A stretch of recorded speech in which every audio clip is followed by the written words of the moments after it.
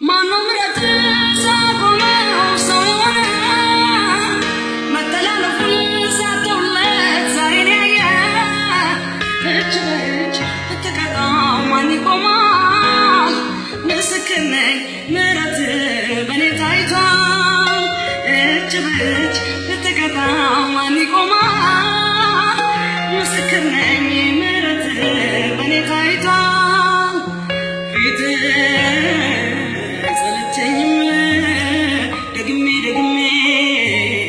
ማረኝ ስልህ መስዋዕቴን አስብልኝ ጻድቁ ንጉሥ በዙፋን ክበርልኝ። አንተ መፍራት የሞትን ቀን ያርቃል፣ ከብዙ ሺህ ብርና ወርቅ ይበልጣል። በኔው ስህተት እኔው ራሴ እንዳልጠፋ በቸርነትህ ደገፍከኝ